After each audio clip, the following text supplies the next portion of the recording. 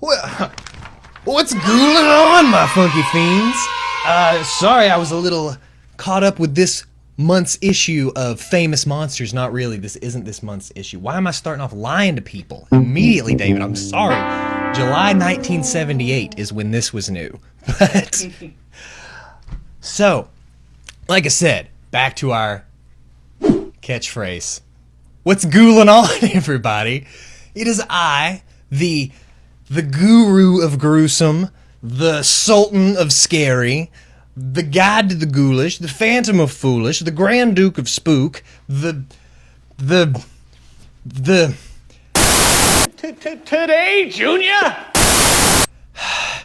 What else are things? The yogi of yikes? Is that Chris Bell? How's it going, everybody? Thank you for joining me here on another episode of the Kreature Korner. Today, I am mostly joined alone in the Kreature Korner, like most days. Anywho, Roswell's here with me, and as always, cameraman extraordinaire David Cunningham behind the scenes. We love David. We love you too. Thanks for coming, David. So, today, wait, where's the special coffee of the month, David? What did I do with it? Right in front of you. It's right there. I need the bag. Hang on, David.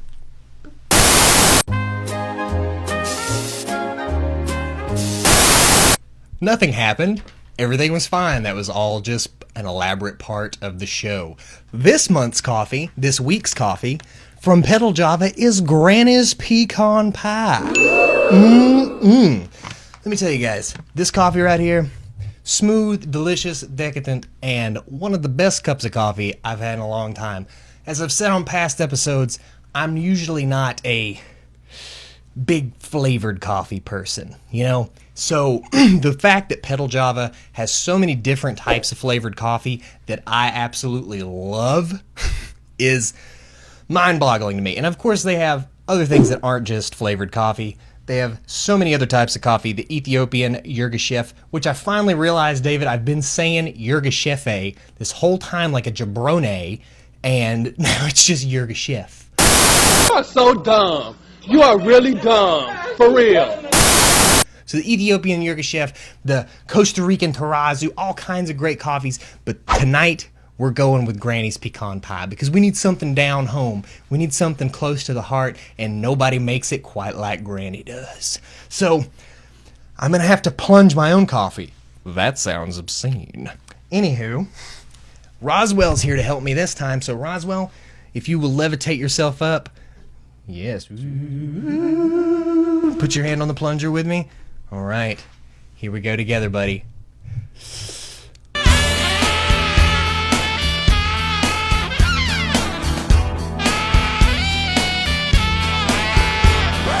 Yeah. That's good stuff, Roswell. Yeah. I don't think he wants any. He's, it goes right through him. Sorry. David's walking out of the room. I'm sorry, David. So, to the first pour of this delicious Granny's Pecan Pie. Ooh. Yes. See, I made enough coffee as if I have guests, but it's just me and David. David, bring your cameraman coffee cup over here and let's get fucking jacked. Heck yeah. Ooh, pecan pie in your cup. Bet you didn't know about that. Boom. Such a pothead. Ha ha! And that's what we love over at Petal Java is their wonderful sense of humor and their delicious sense of coffee.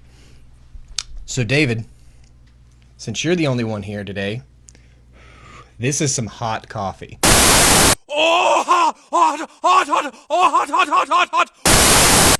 There is definite steam coming off of this like no other. So, to the first sip, my friend. Yes.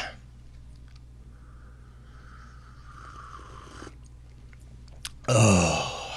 It takes me back to a time when there's like a window sill with a little pie sitting on it and somebody's walking by and they're like sniffing on the pie, and a little boy gonna steal the pie out of the windowsill. It's an old Huckleberry Finn or something shit like that, but this coffee's good. That's all you need to know, and you can get yours at pedaljava.com/beans. Do it now. I'm gonna drink this coffee. Oh, so, friends and followers, family and loved ones, the reason we are gathered here today is to talk about something that we love talking about. Let me give you a quick rundown of this episode. Good Lord, I've just been up here gabbing about Lord knows what. Didn't even put on. One of these days I'm going to remember to continuously keep on my chef's hat when I make coffee, but we didn't. Perfect. So, the rundown of this episode, we're going to give you a new Mythical Monster of the Month. but it's kind of a callback to one that we did in one of our live videos, but I feel like he didn't get homage. He wasn't paid homage properly like he needed to with the expert editing abilities of Mr. David Cunningham. So, we're going to give you a new Mythical Monster of the Month. We're also going to be coming to you with an awesome Interviews. What is even interviews with a campfire? I forgot my own segment title. David has to put up with this a lot. So we have a new interview with a campfire. Today's campfire that we're interviewing goes by the name of Hamilton. That's right, Hamilton is the MC of Horror Hound Weekend. He makes these amazing little commissioned Cupies and these awesome, like, these guys back here. I can try to, you know what, I'm going to bring him up a little bit closer. Hamilton made this just for me. This awesome little miniature Frankenstein that's in like an Altoids can. I mean, this dude's boss. Good old Hamilton. And he's got a Wolfman, this retro pop Wolfman back here that he does. He's raffling off, I think this week he's about to raffle off some Midsummer Cupies that he did. And if you don't know what a Cupie is, he buys these vintage little baby dolls and then turns them into horror action figures, which is incredible. He'll show you in the video, he's doing a set of 4 slashers for somebody that he just finished up, and we got to see kind of the in-between process of all that. So that comes later with interviews with a campfire. Shikakakao! But first, we need to venture into realms unknown. Roswell, take that silly hat off. It's not cooking time anymore. It's cryptid time. Which means it's time for our favorite segment of the month, Mythical Monster of the Month. Oh yes, our favorite segment of the month, the Mythical Monster of the Month. This month's Mythical Monster comes to us from the land of Maine. That's right, the land of lobsters and chickadees. I did a school report in the 4th grade on Maine. That was my state to do. State bird is a chickadee, and the state cryptid is none other than the Spectre Moose. Can you imagine, back in 1891, you're just a hunter looking for a moose to shoot. Because why? I don't know. Anyway, you're looking for a moose to shoot, and you're walking through the wilderness. Now, you know, your typical moose, he's about 6 feet tall, you know, maybe 900 pounds. He's kind of a big guy, but not a huge guy. And then all of a sudden, off in the distance, glowing in luminescent white light, is the Spectre Moose. Weighing in at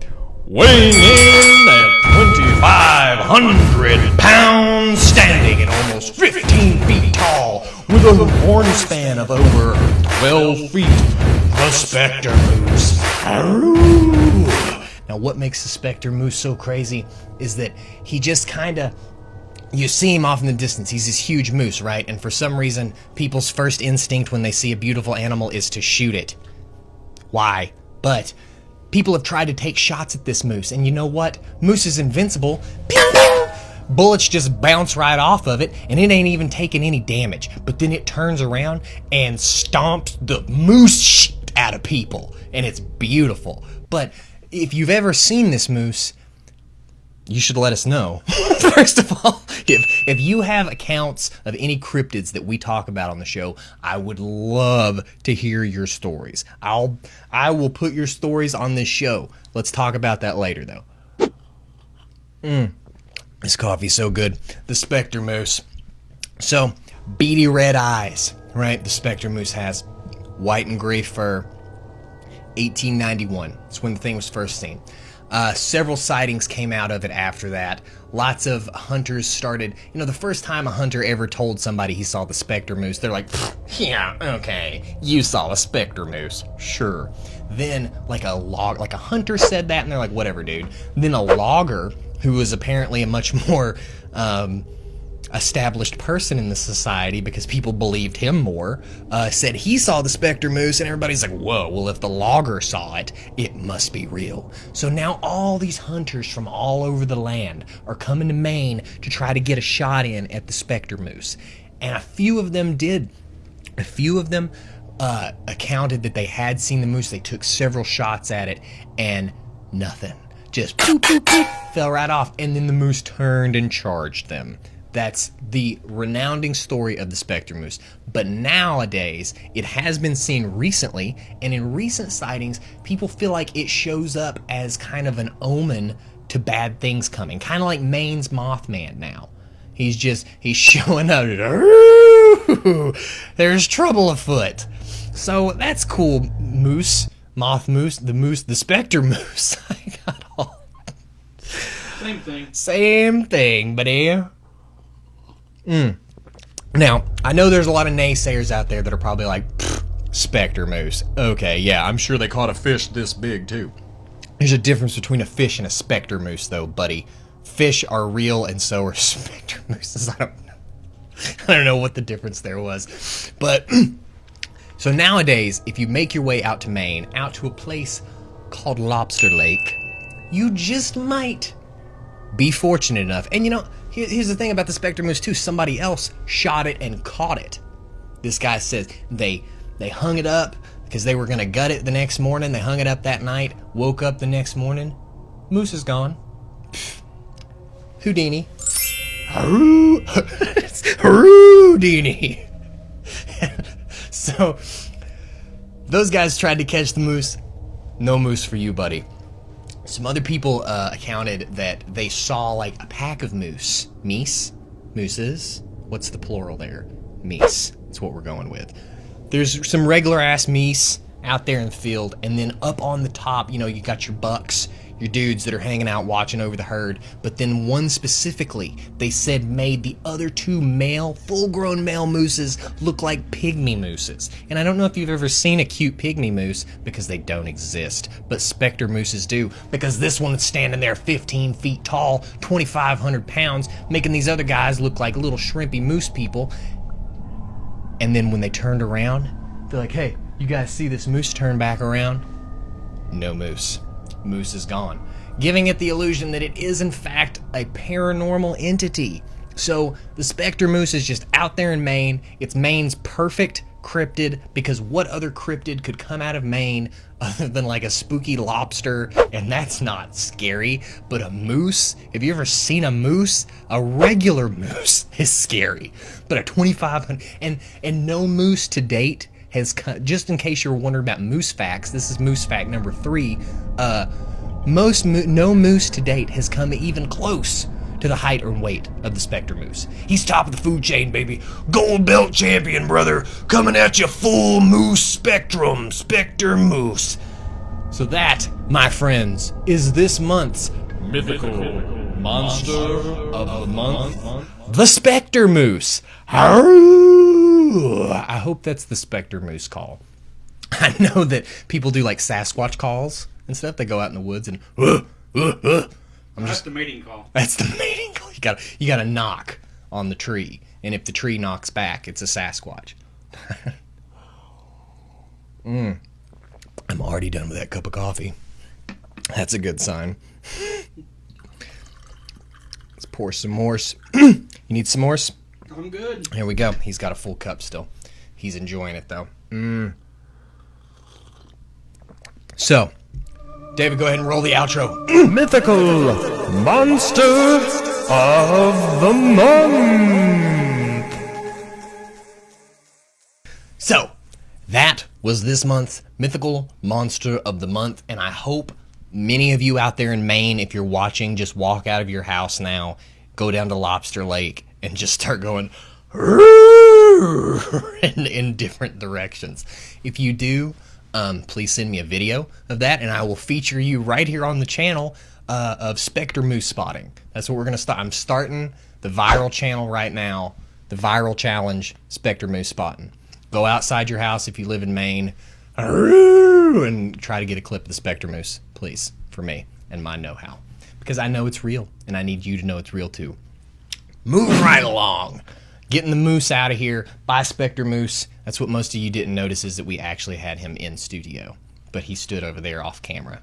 Because mooses are too much to have in frame. If you give a moose a cookie, right? No, it's a mouse. But there was a moose. There was a whole trilogy, a whole franchise of not giving cookies to wild animals. That's what happens. So, now to move on to our other favorite segment that I almost forgot the name of earlier. Interviews with a campfire. I do that here so you know there was no voice modulation on my voice when I recorded that audio for you. David just made it sound a lot cooler with his spooky effects and his music. If you hear, it's like when you hear David Lee Roth sing without the rest of them. You're like, oh, how did he get? But then, baby, when he's just a gigolo, them little tight pants he wears, I don't know. Have you seen David Lee Roth nowadays? We're getting off topic. What are we talking about? So, we're going to move in to our next interview with a campfire. Today's campfire is called Hamilton. So please sit back, relax, enjoy your cup of coffee, and enjoy this interview with the one and only Hamilton. Interviews with a campfire. What's ghouling on, my funky fiends? As you know, as per usual, it is I, the Grand Duke of Spook, Kris Bell. But joining me now is a very special friend of mine, a person that has become a very good friend of mine, in my opinion, over the past few weeks. Mr. Hamilton, a.k.a. Alexander Hamilton, a.k.a. Hamilton Alexander, a.k.a. Hamilton, as formerly known now as my friend Hamilton. Please put your hands together in my studio audience for Hamilton. Studio audience here, I'm sorry. Hamilton's pumped to be back. We've tried to nail this down a few times, and I'm so glad that this is finally working. Oh, yeah. So, Hamilton, let's get right into it. Tell us how you got your start in this crazy entertainment business. Hamilton does all kinds of stuff, from making the masks that you can see behind him there, to puppets, to little cupies that he does that are commissioned works, to little miniature figures that you've seen here on my set. He does it all, and even manages to MC Horror Hound and work with Horror Hound, and good lord, the man does everything. So where did it start? Probably some kind of mental disorder, I would guess. On the spectrum thing where I can't sit still. I don't know, I started performing probably ever since I was a kid. I've always been a little ham. But I remember in like late 80s, I was living in San Francisco. A good friend of mine was a juggler, and I was doing puppets, and he's like, you should just come down to Fisherman's Wharf and do your puppets. No, terrible puppeteer back then. But I did it, and I'd make $20 a night, and he'd come home with $250. He was good. He was really good. Oh, damn. He passed away, unfortunately. His name was Andrew Britton, but he was an amazing juggler and jazz chromatic harmonica player, sleight of hand. He did everything. And Michael Motion actually said about him. You know what Michael Motion is? Yes. He's David Bowie's hands from Labyrinth is what he's best known for. But he's an amazing juggler. He kind of invented the contact juggling, or made it popular anyway. But he said, he goes, I'm good, but that guy, Andrew Britton, he's great. So him walking up, that's one thing. Right. Becoming 50, that's pretty damn good. But so it's just, it's kind of got, when you do street performing, you really learn how to appeal to the lowest common denominator without working too blue. And yeah. and like you want to get rejected. You want to get work for some like really bland Midwestern family who this is the one time they've done a trip in 10 years, and they really they don't know how to handle it, because it's like, and even audiences now, like you do MC work, you get on stage, and you have to basically fill this gap of time, introduce the performers. There's more people think MC work is just next here we have, and then you walk away. Right. You have to be like, what's the technical problem we're dealing with now, and you got to troubleshoot, and you got to make sure that the person's ready. You got to make sure the stage is ready. You got to make sure the audience is not losing steam and energy. Sometimes, I mean, I do producing and MC work, so I'm like, I have all the notes. I have to like put everyone in the correct order so that like I can't have a performer next to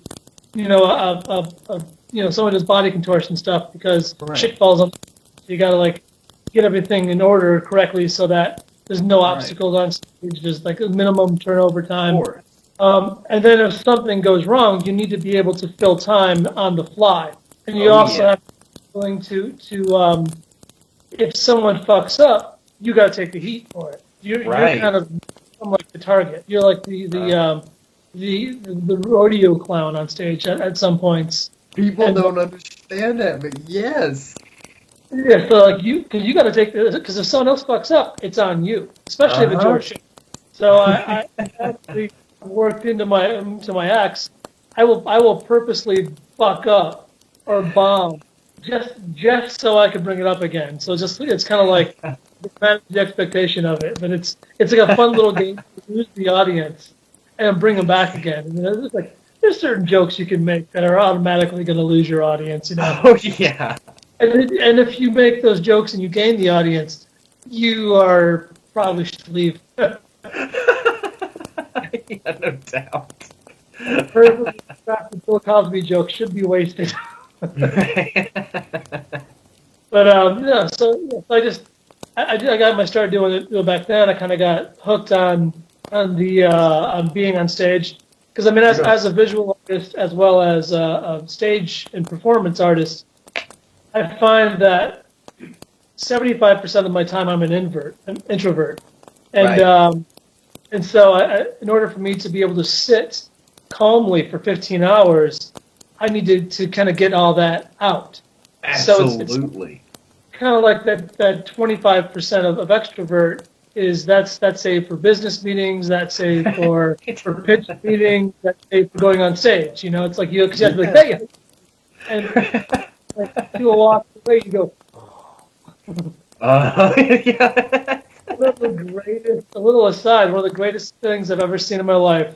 I'm blanking out on his name right now, but he was the actor who played Mr. Smith in the original Lost in Space, the TV show. Yes. And I saw him at some like comic convention in New Jersey. I was selling vintage movie posters at this comic convention. Why not? It was like $40 to do the week. It was super cheap. It was in the airport. Yeah. Like what, 15 years ago now? But even if it was today, it would only be $50. It was like a really small show. It was like a local show. I don't even know how I found it or got into it, but I think a friend of mine was like, "Hey, a friend of mine's doing a show. You want to do it with me?" I think is how it worked out, and I was like, "Yeah, why the fuck not?"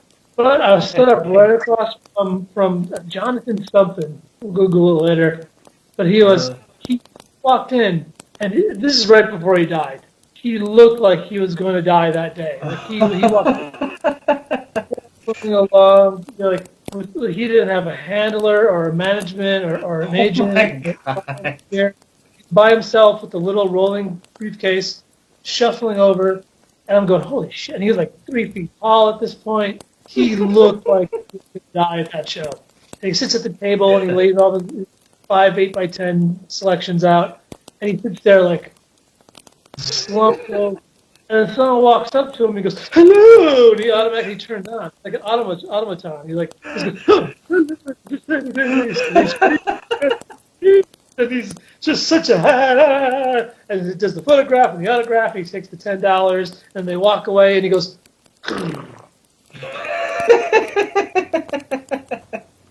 Evening. And then like after that, like this is before I was doing. I performed here and there, but I wasn't doing like regular performances at that point. You know, flash forward 10 years, I'm touring with the Coney Island Roadshow, and at the end of the tour, I have a fucking really bad flu. I have like a super high fever, and I have to perform. Oh. That was kind of like you drop from. Like you have a high fever, you're dying. You get on stage, you're like, hey, yeah, and it all comes out. The automaton turns on, and you song and dance, and you're like the wacky waving arm guy, and then the air goes off, and you go. It's a perfect analogy. But it's that actually like when you're on stage, that's what you have to do. Like you need that 25% to have that.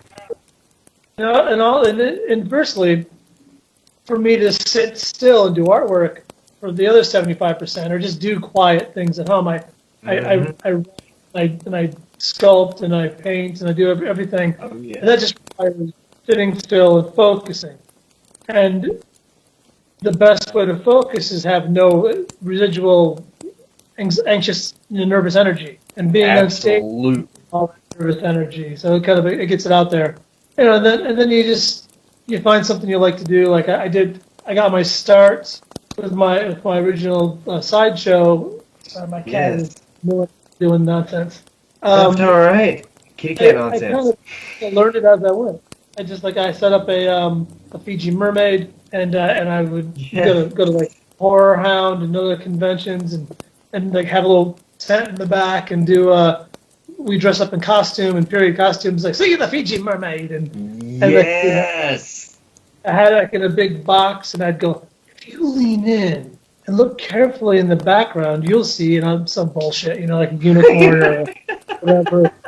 They would like lean in, and you go, boom, hit the back of the thing with your cane, and then they jump and go, you asshole, and all of a sudden the $1 became a fun experience, and they started bringing all their friends back.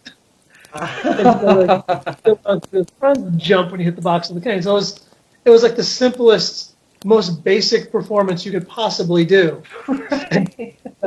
And the promoters of the shows loved it so much, they were like, hey, can you bring more performers? And he's like, yeah, absolutely. And I was tied in with the Coney Island people, and I was, kind of getting my feet wet in that anyway. So it was not a difficult sidestep into doing a full show. Eventually, the Fiji Mermaid was gone, and it was just all performers for a while. Dang. So you get good at it. So I saw some DVDs of an early performance, and I was like, ooh, that was terrible. But I was touring with it. I was getting gigs, and the crowd was happy and selling merch. Yeah. But it was a god-awful show. Just together. Oh, I did.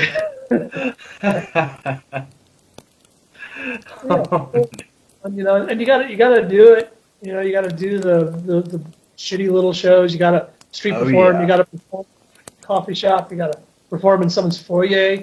You have to perform at a swingers club. Right. You don't just get to blow up one day because you have a dream. So does everybody else. Yeah. Back then, it was easier to do a pure burlesque show, a pure sideshow, like circus sideshow. Now everybody has a friend who does it. Everybody fancies themselves a strongman or a blockhead or this or that. Oh yeah. You have all these, then all the flow artist people started getting into it, and like the Burning Man people, and so then you have all these different ideas, and you don't really ever get to go to a show anymore of this type and see something you've never seen before. Like when's the last time you've gone to a burlesque show and had your fucking socks knocked off? Right. Like, and when was the last time you went to a sideshow where it hasn't been something? Because it's really at a certain point, especially now, you're selling the sizzle, not the steak.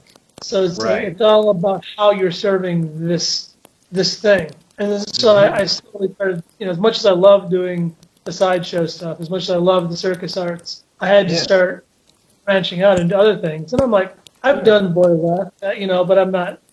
Not everybody is beautiful like me. Like I am. That's right.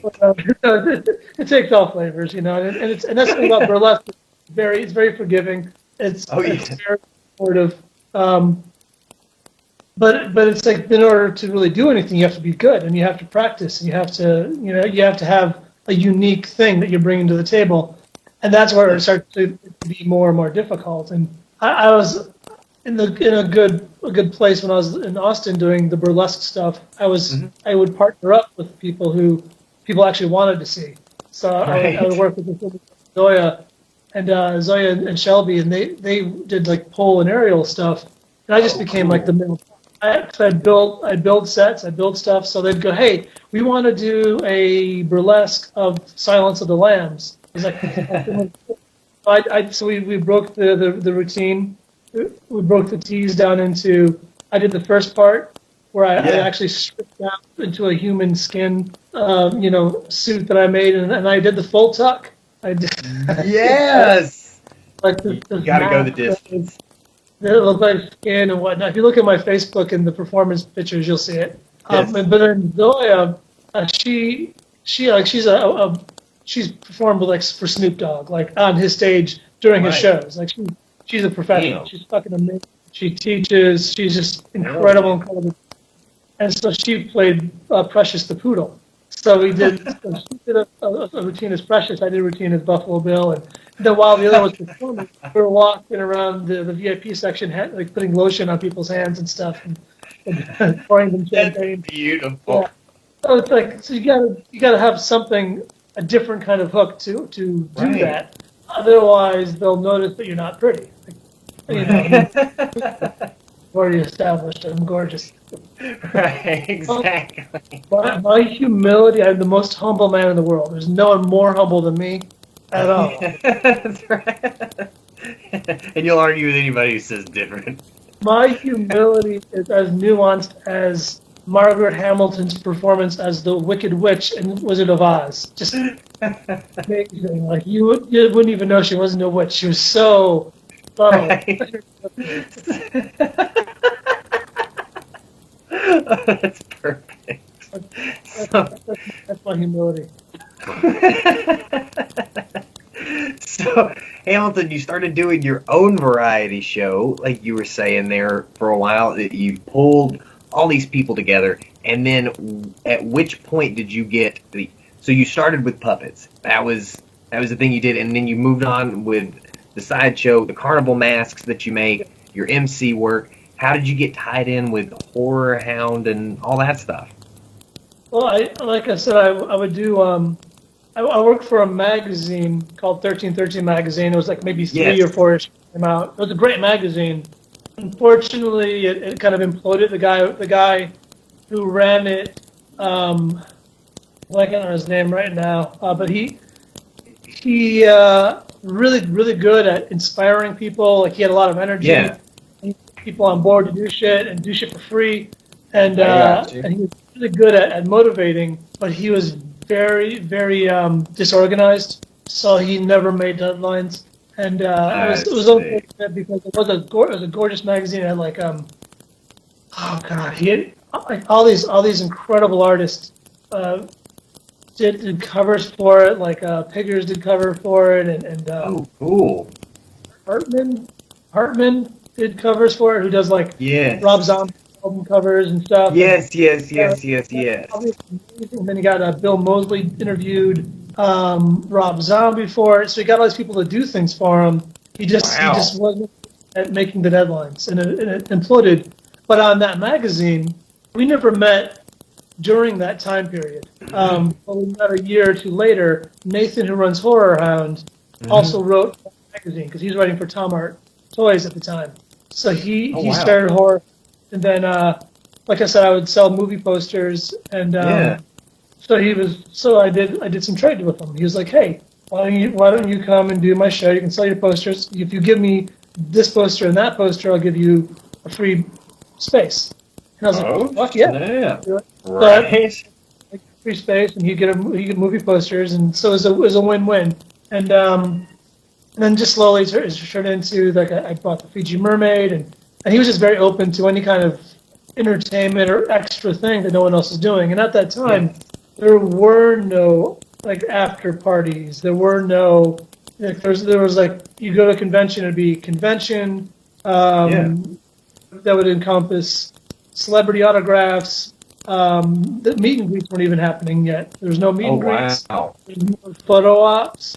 There were no VIP experiences. It was just like you'd go in, you can spend more and have seating to the front for the panels.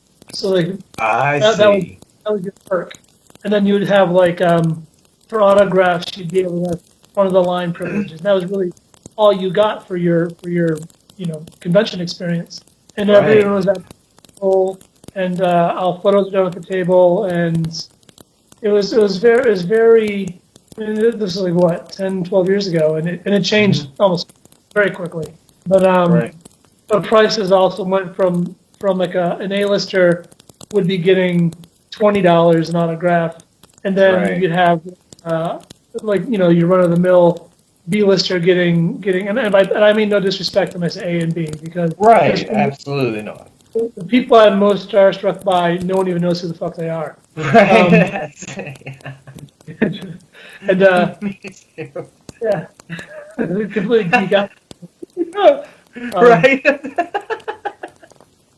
Everyone's like, who is that? You don't know. People who get all like freaked out. I'm like, oh, that guy? Whatever. But there was really nothing going on, and I'd even try to do photo op stuff before that was a thing. I was like, but I didn't want to do it myself. But I pitched Nathan, and I pitched it to a couple of the managers who were at the show, who handled most of the guests, and they were like, sounds like too much work. My celebrities will always be at the table. Every one of those managers, they're like, I fucking hate table photographs. They hate it now. Like, none of them will do it. They push for photo ops only, but because it's inconvenient. But fuck them. I love the table photograph better, personally. But so it's like I saw these things that had to be done, and then I was like, there's no after party, there's no this or that. So it was just kind of Jessica, who's one of the editors and owners of Horror Hound. She's also Nathan's wife. I don't want to call her Nathan's wife because she's more important to the convention than just being married to the editor of the magazine. She handles a lot of shit. Like so basically Nathan is working up until the day of the convention, and then Saturday afternoon he's drunk. he's good but all the way up. And we go to the convention, like, because working and setting up and getting things under control and making sure everything is delivered, making sure the stages are put together, making sure every little thing is ready. We're there on like Tuesday or Wednesday, and the convention will start on Friday. So we're there the whole week, just pre-planning, getting shit together. Jessica, her and I started running the after party, which has grown into a pretty big thing. We've had what's his name? John. What's fucking Rob Zombie's old guitar player? John 5. John 5. That's him. I was thinking John 7, but I guess I was giving him a promotion. So we had him. We have booked for the next show. They were booked for this past one, but we have Max Sabbath is going to be there. Yes. We had Unknown Henson, God rest his soul. Yeah, no shit. Okay. So we had him. We had a bunch of people. Harley Poe kind of got their start there. I mean, they were before, but they blossomed with Horror Hound. So it's kind of like we've had a lot of great bands there. The Horror Hound ended up getting a record label, So we have like the big bads who are going to be in the new Trauma film. Cool.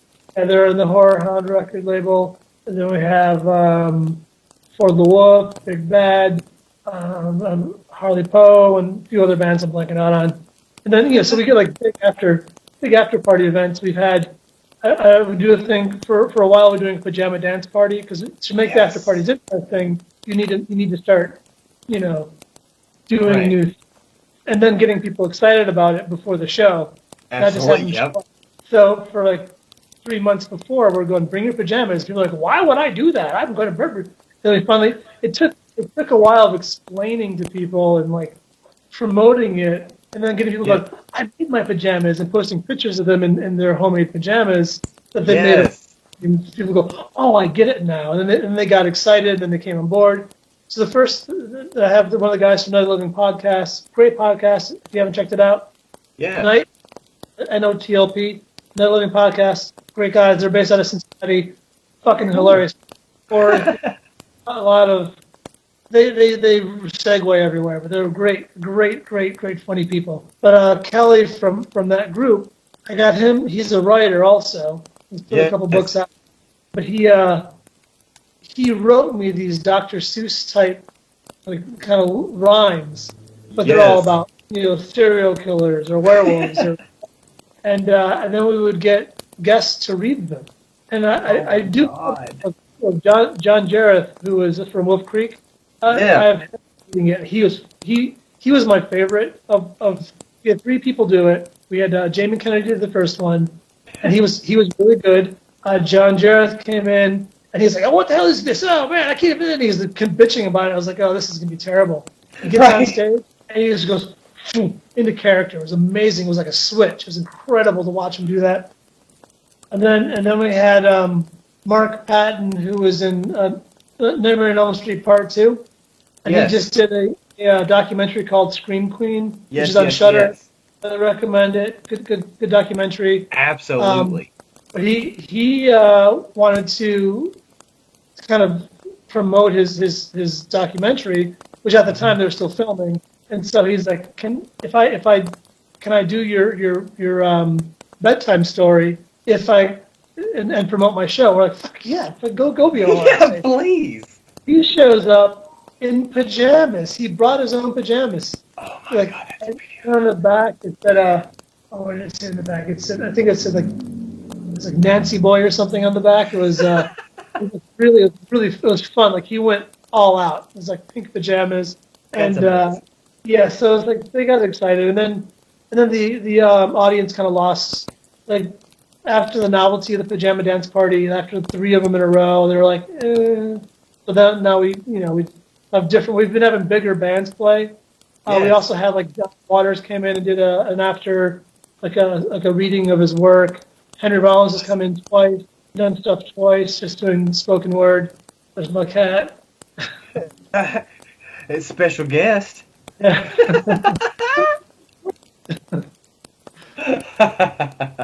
Yes. Just getting some rubbings on the chair. That's a good time. What are you doing, Harvey? Special guest today, Harvey. The kitty. Yeah. So no, we just started getting bigger and better shows. We had the Sexy Sax Man play. Tim my god, that's beautiful. Sergio Supos, the Sexy Sax Man. Yeah. Lost Boys, but yeah. So we get good people come in, and so just kind of grew into this separate event, and people now will come just for the after party, and like they'll breeze the show. And then skip it, then go all these like psychobilly bands and metal bands and punk bands will play, and so like we'll get really good acts coming in. That's it. See, she's checking out that awesome mask over there. Bye. Bye. Thank you. Yes. Kitty blessings. Yeah. The video has been blessed. But then like through doing the MC work and setting this up for the Horror Hound and doing that, I just started touring. You asked me about the variety show, and I kind of went sideways in that one. I apologize. Yeah, that's okay. That's what we do here. And so So yeah, then I started doing like a variety show because I got sick of doing straight up circus or sideshow. So I started blending like different stuff that I'm interested in, basically. Right. And then I found by having 3 or 4 core performers, you can tour the country, and then you can stop in Midwest region, and then you have like 4 performers in this area who can do 3 or 4 shows with you each, and then they hop board, and then they do a few shows, they get a mini tour, then they go, and then you go to another region, and you got the same thing over there, and so I'm able to through connections of 15 years of touring, I have a pretty good black book, and I can just call someone up, get a performer like that, and basically the country and in a lot in Europe and Canada, and like in the larger cities in Mexico, I can get good performers who will come in and at a moment's notice, and even do it for like less than their regular asking price, which is always nice. Right. But the friend price. But I would love to pay them double, to be honest. Like Always. Yeah.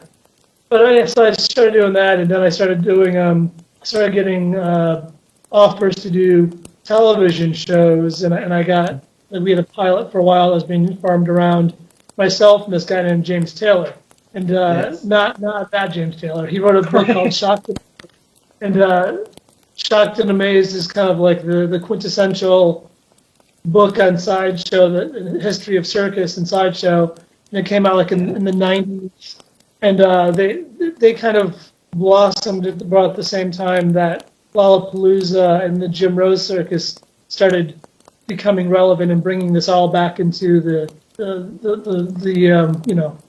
lexicon of black performing, and they made it relevant, and so they started doing rock and roll circus, and they started doing that kind of juxtaposition, and then they made it burlesque and roller derby and all these grassroots quirky things all became rock and roll and cool, and Shocked and Amazed was kind of part of that, putting out really, and just Google them. They're on Facebook. James still runs it. His name is James, and it's funny because I go by Hamilton. My real name is Hamilton, but I go by Hamilton Alexander. And it's funny because we both have the same birth date. That date. He's in his he's like 20 years older than me, and I want to give his age away, but I'll be 50 in a couple of months. So. But we always tell people that we're twins. Yes. We were born a little ways apart.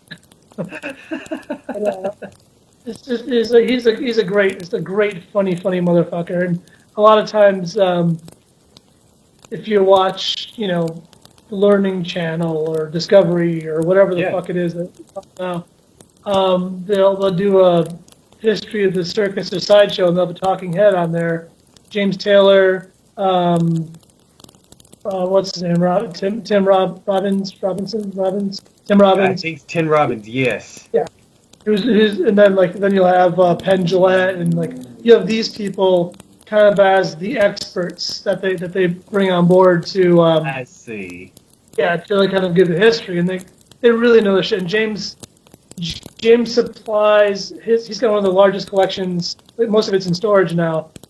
But if you go to Ripley's museum, pretty much anywhere in the world, they have a good, at least 10% of their collection is owned by James Taylor. He loans it to them or rents it to them. So Holy cow! Knows what he's doing. So he and I were put on a show, the premise of the show I really loved. We go to a town, because all these reality shows are in 3 acts. There's the problem. There's the drama, then there's the solution, and it's all boom, boom. And every one of these reality shows you watch, that's the format. Right. And then there's the older person and the younger person, and then there's the good-looking person. And it's usually there's usually a younger woman or a younger man, and then rarely do they have as the elder. That's usually the man.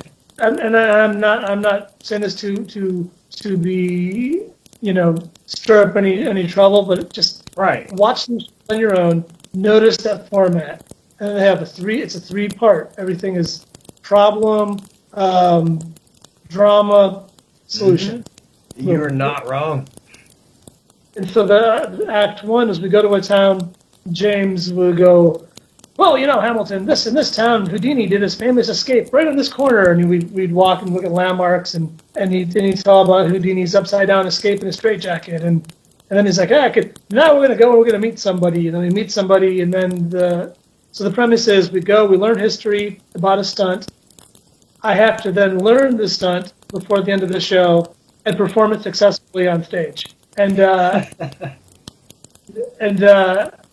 but it's done a montage, and it's done like we're not saying it's all in one day. It could be spread out to learn this thing. The producers, he's like, let me ask you something. If I put you on the wing of a biplane, would you do it? And I was like, yeah, of course. I mean, totally. I'm gonna do it without a fucking harness, but I'll do it. So basically, I would go and I would learn stunt stuff, and we had Holy cow. a friend of mine, Nick Principe, was going to come on the show and do a thing. And Nick played. Have you ever seen the movie Chrome Skull or Laid to Rest? Yes. He was the killer in that.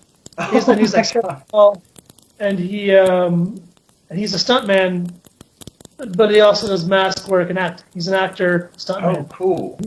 He's like, oh man, I'd love to teach you. Come on. When you come to California, I'll teach you how to get hit by a car. And I was like, oh, do it. Yes. Yeah. And at this time though, when I was doing this, I was not quite 40 yet. So now I'm a little hesitant. Like you go on stage and you have cinder blocks smashed on your body every night for years. It kind of eventually it doesn't really. If you do it correctly, it doesn't hurt, but it makes you question, why the fuck can I just not hire somebody younger than me to do this? Just do this. Where is this? My back feels like a hamburger. It's because we still need the glory for it. It doesn't matter. I'll get on stage. Like, what I do is I can make a 20-minute act go for 2 hours. So you might have been noticing this now, but my tagline, I probably should have said this at the beginning, is I'm the Renoir of blah blah blah, and so I'll do like storytelling and improvisation, and I do like a lot of audience work where I'll go on stage and I'll make the audience like do things before I even. I kind of warm them up and I make them, move around and forward. It's not just, hey, step forward, because no one will listen to you. So exactly. you have to front load it somehow and then offer them this thing, but you know what? You'll see. Yeah. I just kind of trust me. You're gonna like this, and I. So they have this in their mind. It's like kind of a stage hypnotism, like a mass induction type thing. So it's like you suggestions on what's going to happen when they do what you're asking them to do, and it's like it's very. I've never done a full hypnotism act or mentalist act, but it's something I could see getting into. Yes. But I do enjoy like getting out there and like because you feel all the resistance of the crowd. Oh and yeah. You have to be able to like have all that negativity wash over you and all that and like I think by working with hostile crowds, like I worked in a venue in Chicago called the Metro. No, it was the Underground. Something. It's right by Wrigley Field, Underground Lounge, maybe. Yeah. But everyone hangs out there. They're like all these kind of blue collar punks, like older. There's a lot of like sharp skinheads hang out there, and like so you have like these very, not the bad racist ones, but the but they're like blue collar, and there's a lot of this. And my friend who booked me the show there, I had never played this venue before, but it was one of the hardest shows I've ever performed in my life. And I was talking to, and the guy who booked the show was in my high school band, and like another guy from my high school band. We were called the Chernobyl Children back in the. This was in the 80s. It was relevant back then. It was edgy. And That's awesome. the other guy from the Chernobyl Children is actually now. He plays with with Lydia Lunch all the time. He's like her right hand man now. His name is Weasel Walter, and he's got a band called the Gutenbachers, XBXRX. He's got all these really great noise jazz bands, like punk jazz noise. He's fucking phenomenal. Brilliant musician, multi-instrumentalist. But I told Weasel's like, yeah. So where'd you play in Chicago? Because he used to live there. And I said, the Underground. He's like, oh my god, the German Welcoming Committee. And I was like, what? That bar we call it the German Welcoming Committee because they all these white dudes lined in front of you with like black hair, standing like this. At all. The entire show. And afterwards, they go, "This was really great, man. I really liked that show." Didn't fucking tell. I couldn't know you. You could have said something. Audience participation, and Weasel's like, "Oh my god, you got them to do something?" I was like, "Do they not?" He's like, "I've never seen them do anything." Like clap at the end of a song. Sometimes they'll mosh, but not very often. They're all old. They're all like pushing middle age. They're all middle-aged men at the age of 25 already. So 40. Right. You get good. You get good at being rejected. So like the stage work, kind of has led into now. I'm doing I do some television. I do a lot of like talking heads. Or if they need somebody, I'm on Epic Ink getting my legs tattooed. That's on YouTube streaming. Cool. I was on It's Got Their Shape. I was on Toy Hunter. So whenever they need some weirdo dude to kind of walk through and all the people who are on there are planted. They're not just walking into the shop. And most of it's because you can't control it. And it's like right. But they're unscripted, not reality. So that's probably the best way of describing it. And even on like an Epic Ink, great show. It was a 10-2 show. They would basically just kind of say, hey, look, here's your direction, and saw the banter and all the stuff that they're doing.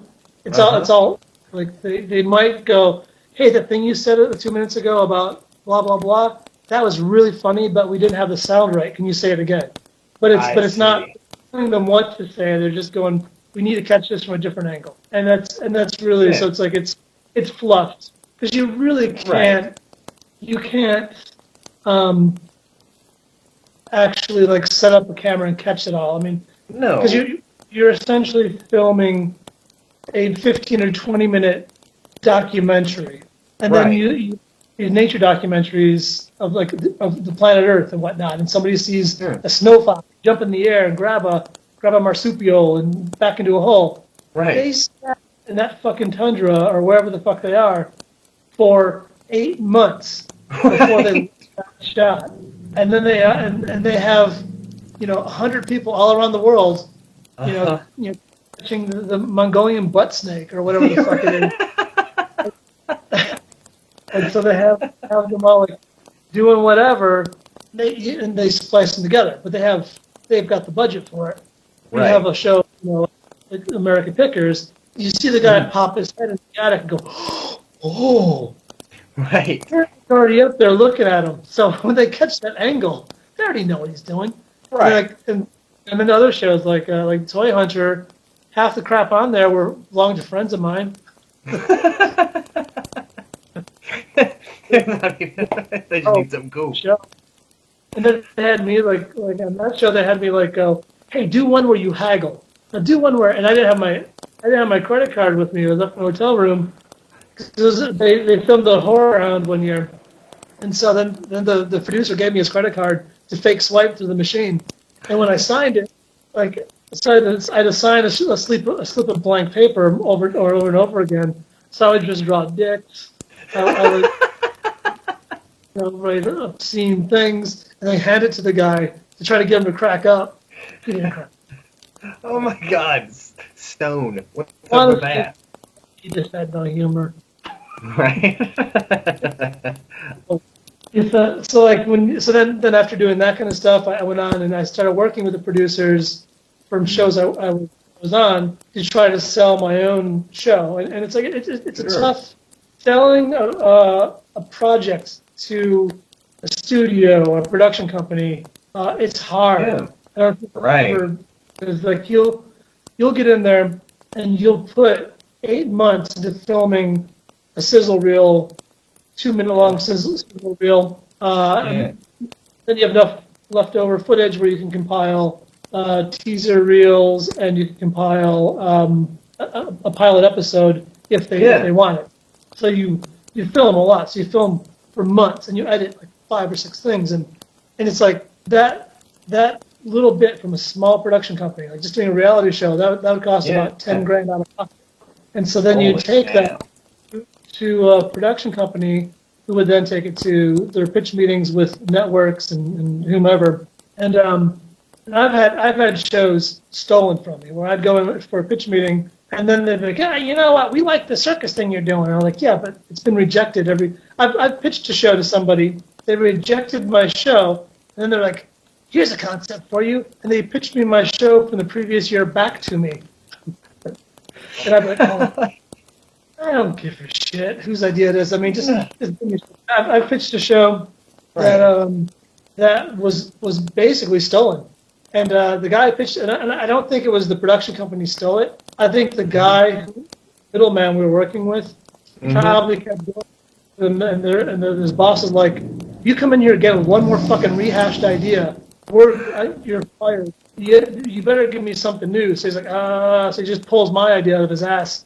And they hire somebody who, technically, in the scheme of things, I'm a nobody. I'm as nobody as the hosts they hired. I'm the same age, and it's my show. And I would do it for basically, like back end points and whatnot. I would do it for, so they could have saved money, Right. or I would have done it for producer credit or whatever, and Right. so just years and years of having your ideas stolen, of having your ideas, when they do go through, just changed and so much you don't even recognize them anymore. Being told no, like working, having people go, oh yeah, you're a genius, no, and then like it takes the wind out of your sails because you'll spend months doing research, writing little synopsis shows that are like a paragraph long fantasy episodes, and you do research and you put together your possible teams and you put together locations, and because you have to have this ready. I mean, and a lot of times when you work with a network, whatever, they have people that do that for you. Yeah. But if you can come in with 6 episodes ready to go, then you're in a better position. Now, so just no, and then I kind of got sick of pitching to the television thing because I realized like it's kind of, they're just stroking each other off, like they're back and forth. Someone's gonna stroke my dick off, so I don't even put my hand anymore. And so then I started just kind of playing around with films, movies. And Horror Hound, we have the magazine, the convention, we have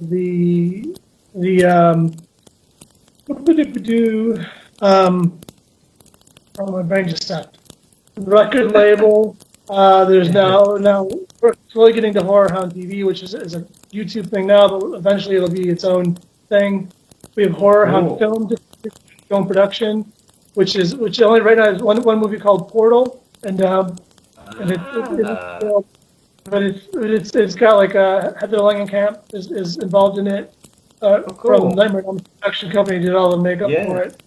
And it's like a supernatural portal to hell film.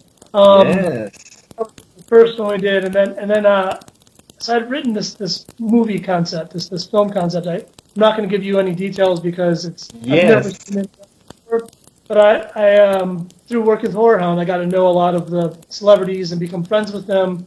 A lot of managers, a lot of behind the scenes people, and so I got to be very friendly with Scott Wilson, who one of the nicest people I've ever met in my life. I fucking love that guy. I get teared up every time I talk about him. Like, I love him so much.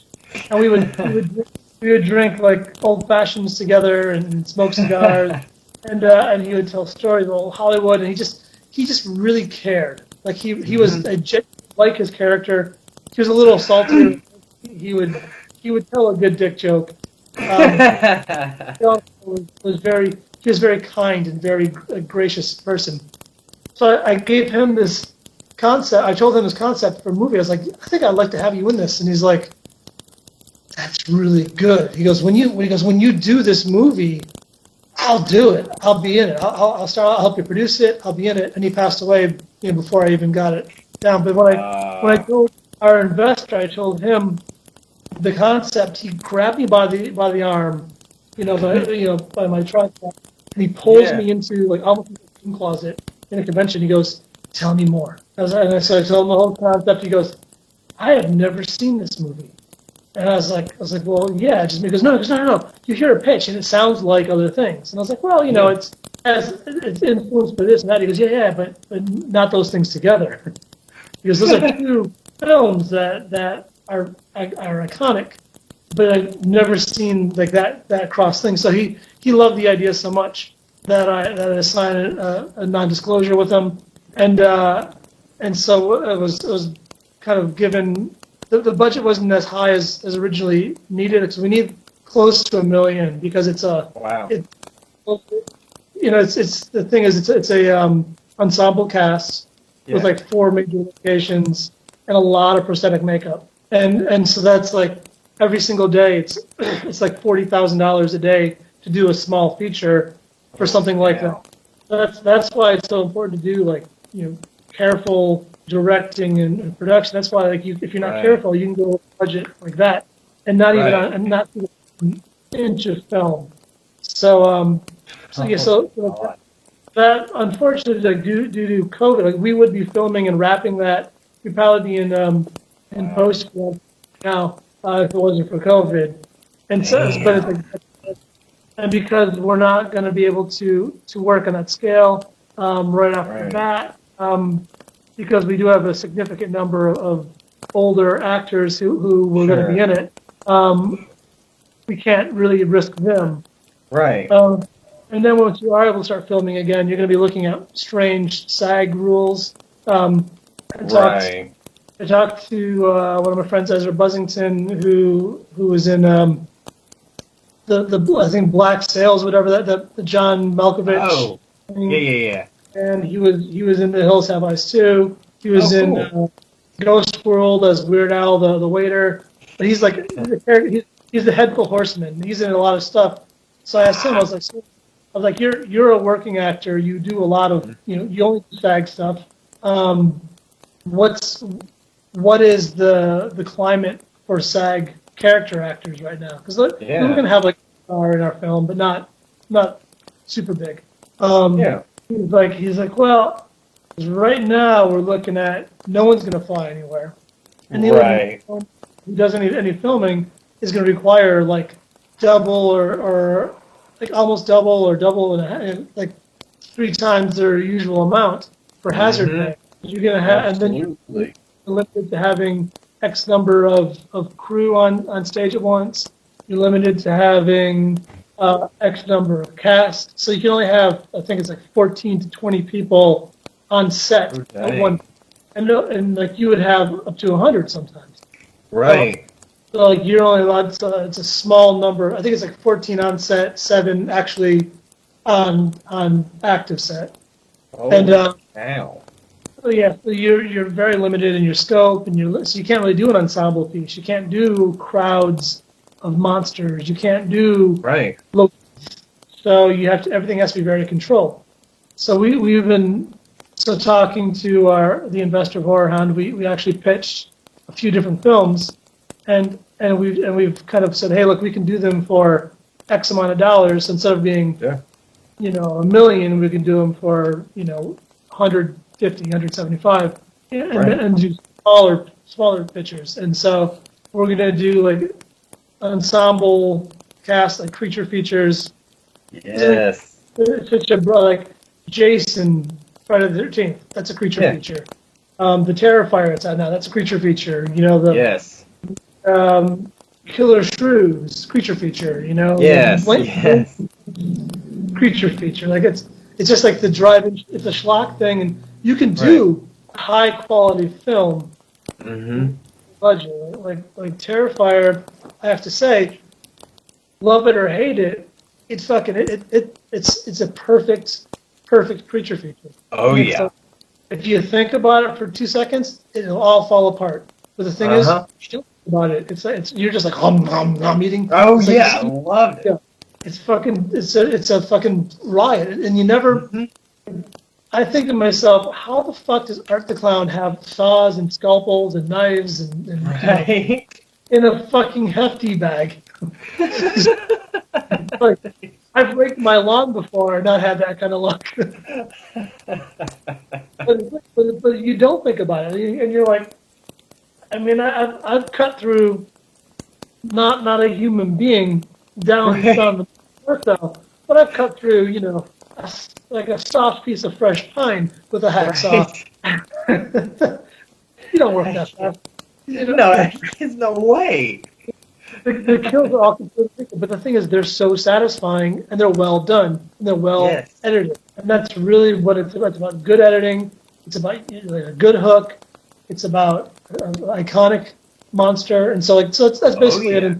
And now, in years and years and years and years and years and years, like a good 10 years of every 6 or 8 months, putting like all the energy I put into art or my own live shows would go into these concepts. A lot of writing, a lot of back and forth with producers, and when you're dealing with money people, for the most part, they have no imagination.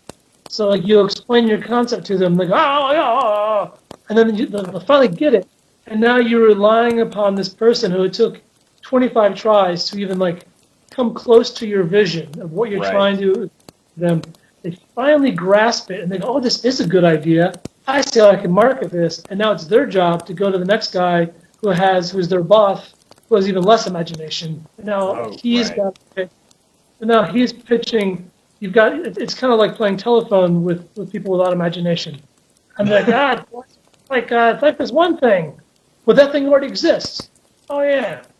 And then so they have no passion. They have no, they're not pitching your show well.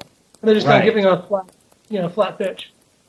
And so your shit doesn't get made, basically. So long story short, your stuff never gets made. People steal your ideas. Or like 2 or 3 years later, an idea like you had comes down the pike, and it's a huge hit, and you're like, motherfuckers.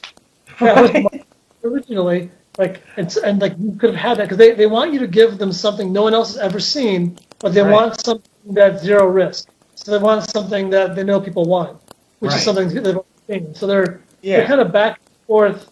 Like we want to take a risk without risking anything. That doesn't happen. No, there's no rhyme or reason to it. So with Horror Hound Films, I work with this guy named Sean King who's in a thing called The Gooligans. Yes. Sean, and he's also a phenomenal cinematographer. He does film work for a living. He films for television and commercials and documentaries and his own production company. So we're able to we have access to a full crew. Like we have the cameras rated for that Netflix requires you to use when you look on the streaming service. So we could film something and sell it to Netflix. We could sell it to any of those streaming networks and have it the correct grade. So when you look at it, it's not like you're looking at somebody's handheld. Sometimes you watch something on Amazon and that your buddy's made, and it just looks like shit, garbage. Even if it's fun and good, it just the quality is so poor. You're like, you feel bad. You're like, oh, you did. It takes you a minute. You have to watch it, and even if it's great, because sometimes these are the best things ever. but it's just difficult to watch something that looks like it's been filmed at a wedding, you know. And Yes. it's like, and it's just like it kind of takes you out of the experience. Absolutely. So we have access to a full truck full of equipment. We have access to actors, and I mean, it's not like they're going to do it for me for free, but they'll Right. take a script out of my hands. I don't have to go through a middleman to get them a script.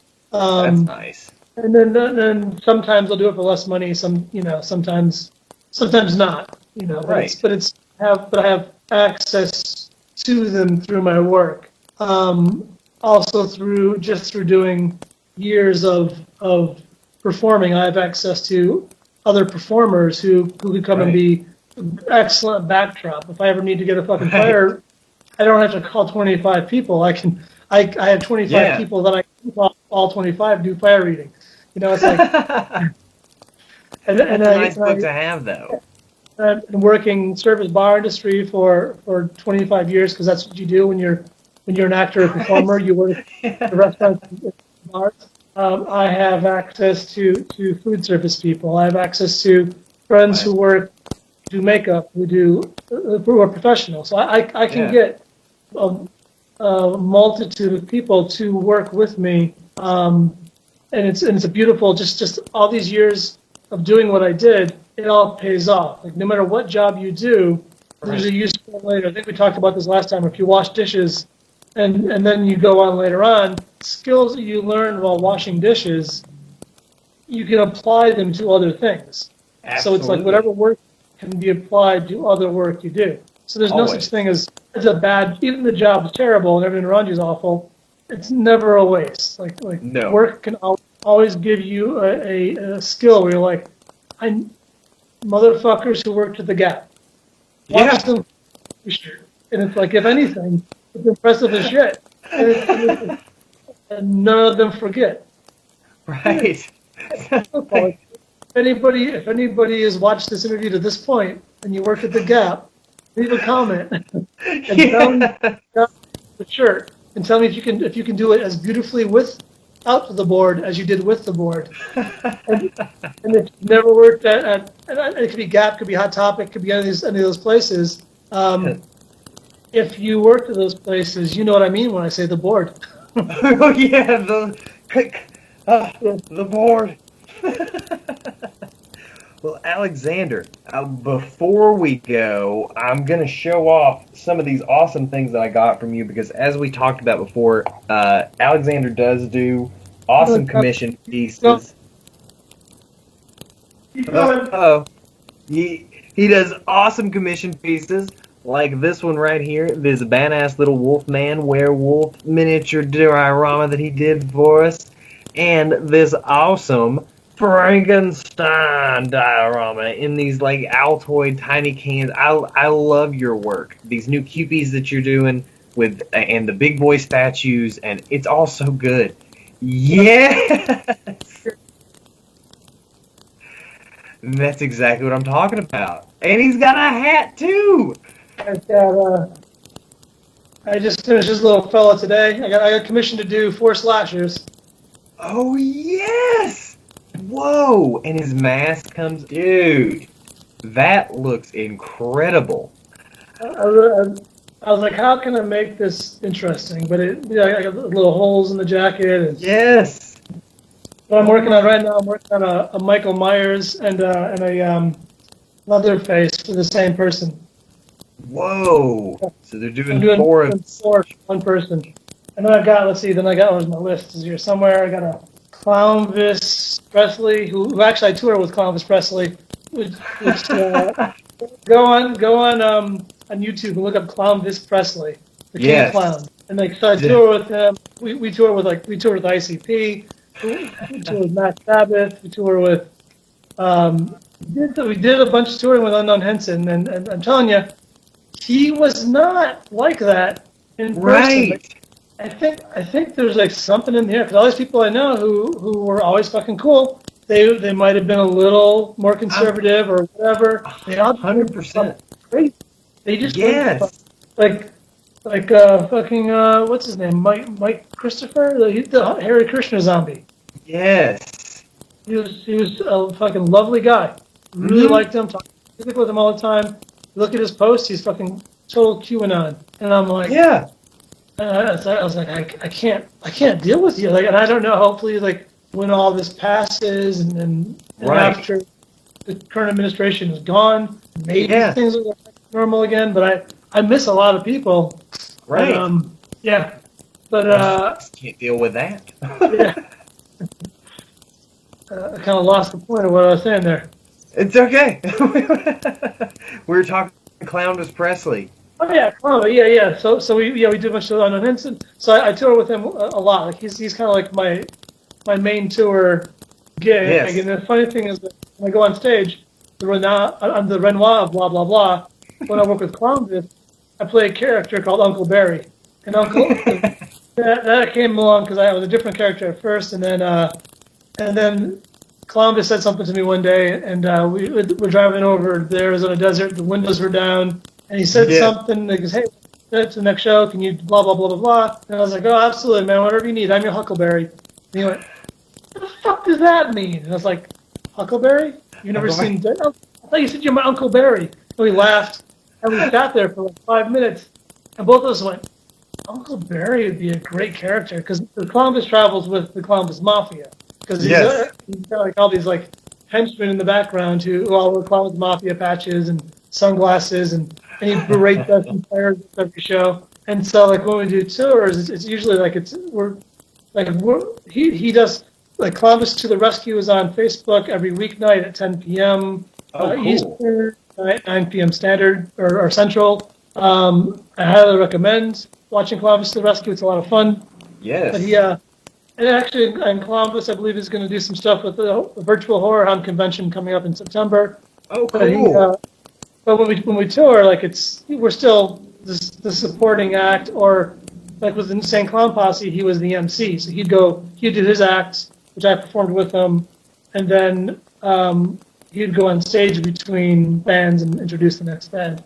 And so it would just be two of us, so it's me and him. So I was the whole Mafia, so I was basically the reporter. And Columbus can't really walk out to talk to the sound guy. Once he's in makeup, he can't leave the room until it's showtime, because everybody will shout out with Mickey Mouse. So then my job is I have to go and I act like stage manager. I wear all the different hats. And but when I'm on stage, my character doesn't speak at all. So it's a funny because I've got to do everything I do. Actually, I have aviators on. I have to like make big eyebrows, grand gestures. I can convey emotion behind sunglasses and a mustache. And that's impressive. Yeah. Well, so I'm currently making a Cupid doll. One of his fans commissioned me to make a Cupid doll of Columbus Presley. And I'm doing more Gremlins. I'm doing a Tank Girl. I'm doing a big boy of Old Greg. I'm doing a big boy of Kate Bush, that's gonna be interesting. We just did one of Amelia from Amelia Kincaid, who was anyway. She's from Night of the Demons. Yes. Her. So I get commissioned to do like just random characters. I just did a couple zombie. Wizard of Oz characters, which is fun. Oh, that's cool. Cool crossover on that. But check out my Facebook page. It's even if you're not friends with me, my art albums are all open, so you can see the art albums. The Instagram stuff. My Instagram is Chump Change, one word, Chump Change _variety. My variety show is Chump Change Variety Show, but I also use Chump Change Variety for my art. So I am Chump Change. I am Chump Change Variety. And I actually was going to. I'm glad we had this conversation, because I'm going to do it as soon as we hang up. I have to call my internet or my website guy, because my website is old and nothing's been updated for 4 or 5 years. So it was like not even. It was like 3 tours ago. So even the performers on there didn't even tour with. So long. That's good. So chumpchangevariety.com, chumpchange _variety Instagram, and then Chump Change Variety fan page and Mr. Hamilton page on Facebook. We never update them, but if you just go to Hamilton Alexander, you can look at all my shit for free. Oh yeah.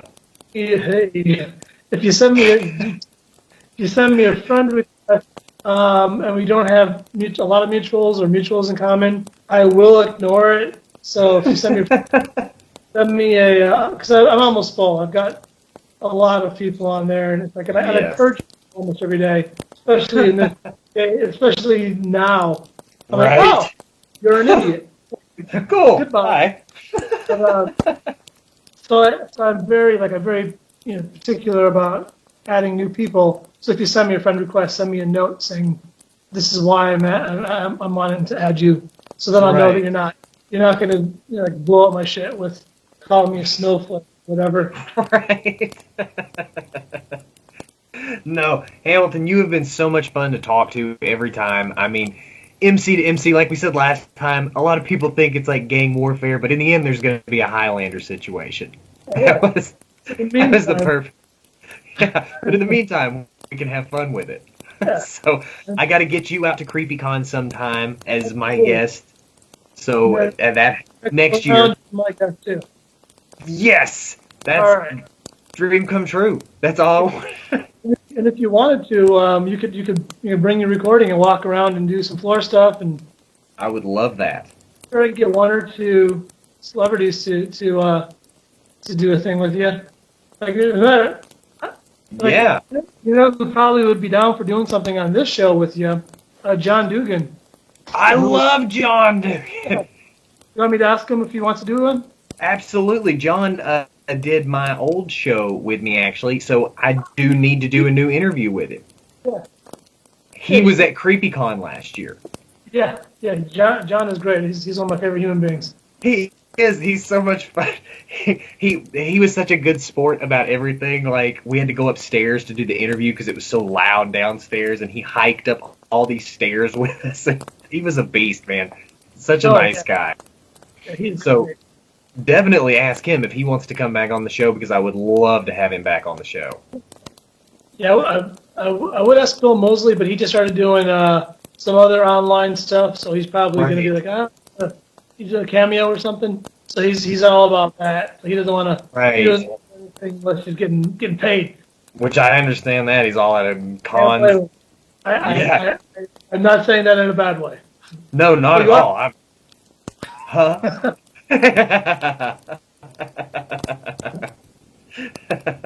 Well, Hamilton, thank you so much for coming back onto the show and sitting down with me. I love talking to you, and I got to get you back on so many more times. Absolutely. This has been a blast. Thank you very much. Thank you, buddy. We'll see you next time. All right. See ya. Whew. Hamilton is just a wonderful person. I absolutely love that man. Me and him are new best friends, and you would think we would be like competing MCs or something like that. But no way, brother. It's all good and we all family out here, and we love each other in the MC game, even if we don't openly say it all the time. As we so lovingly put it too, eventually there will be a Highlander situation where there can only be one of us. But until then, we're all just in our separate territories. Knoxville's mine. Yeah. So, to all of you out there, I wanted to give them the stink eye. David, that's what I did there. So to all of you out there, thank you so much for continuing to support this show and tuning in every week. I have had so much fun making it for you and being here and being part of it, because it's my show, so I guess I should be part of it.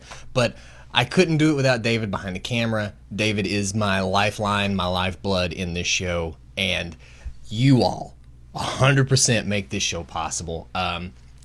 So thanks. It's not a good, maybe it's not a good way to send it off, but I really appreciate you all. That we're like 4 or 5 episodes in, and you guys are just multiplying every week. You're sending me new ideas. I love that, by the way. Anytime you want to send ideas to the page, anytime you think, hey, here's a cool movie you should watch. Hey, here's a cryptid I'd like to hear about. Here's a haunted place you should go to. send it all my way, baby. And we'll make it happen. Because this is a show for the people, by the people. I mean, that's not who said that. That voice isn't who. We're running out of steam. We're tail spinning out of the way. The coffee is flowing.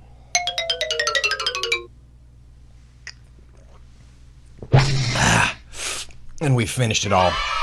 That's 32 ounces of coffee, my friends, that while you were gone during the interview, we did sip on the rest of that and finished off all 32 ounces of this delicious Granny's pecan pie from Pedal Java.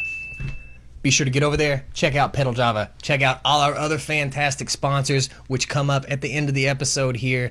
All the links and everything are coming up too. Be sure to give Hamilton a like and a love. Check out the Spectre Moose. Go to Maine. Give him a like and a love. I don't know. And always, drink Pedal Java. Love Roswell. Thank you all. And until the next time, creep those eyes peeled, my funky fiends, because there's always more coffee and more creepy ghouling on in the Kreature Korner. Bye-bye. I just want to thank you all so much for tuning into these videos. I had a lot of fun making them, so I hope you enjoy watching them. I definitely could not do any of this on my own, though, so I have a lot of people that help me, and I'd like to give a little shout out to all those people that do help me. Mr. David Cunningham, first and foremost, for editing and filming all of these videos. Like I said, couldn't do it without him. As well as all our other wonderful sponsors who help make this show possible, like, of course, Pedal Java, who provides us with all our delicious coffee that we get to try out every week, and I hope a lot of you are trying out for yourself as well. Go over to pedaljava.com right now, order up your beans. It's a great price on a gourmet bag of coffee, and also if you live in the Knoxville area or surrounding areas, they do free local delivery, so you can't miss out. Once again, that's pedaljava.com. Go over there right now, order some of your beans. GOBLINHAUS, get on over to GOBLINHAUS.com, give him a follow on Facebook for all of your horror merchandising needs. He has all kinds of spooky t-shirts featuring some of your favorite horror icons and his own twists and his own art. He's got vintage toys, he's got toys that look vintage, he's got horror patches, horror t-shirts, horror hats, anything you could possibly imagine, you can get over there at GOBLINHAUS.com. The Mystic Orb in Clinton, Tennessee. Check them out on Facebook and Instagram, as well as their Etsy shop. They are here to fulfill all your gemstone jewelry, herbal baths and teas, and any kind of cool witchy thing that you could possibly desire. They've also got a pretty cute cat down there named Harriet, so be sure to come out to Clinton and check out the shop for yourself. Screamville Haunted Attraction. That's right, our good friends over at Screamville are always in for a spooky good time. So this haunt season, be sure you get out to Knoxville and check out Screamville. Speaking of haunted attractions, if you're out in Oneida, be sure to stop off at Outbreak on Main. Also owned by the people who own the Black Cat, also in Oneida. As a matter of fact, that haunt is right in the back of their shop. So you can do a little bit of shopping and you can do a little bit of getting spooked out there at the Black Cat and Outbreak on Main. And last but not least, H3 Power TV, your veteran-owned internet entertainment consultant. For just $20 a month, you can have access to thousands and thousands of live TV channels, international TV channels, movies, and sports. All you have to do is call 865-314-0624 to find out exactly how to get hooked up with H3 Power TV. Works with almost all smart TVs and smart devices. You put it right there on your phone or tablet and you can broadcast it to your TV with all those channels, movies, and sports stuff like I said. So once more, just call 865-314-0624 to find out exactly what you have to do to get H3 Power TV. And as always, creep those eyes peeled, my funky fiends, because there's always more coffee and more creepy ghouling on in the Kreature Korner. Bye-bye.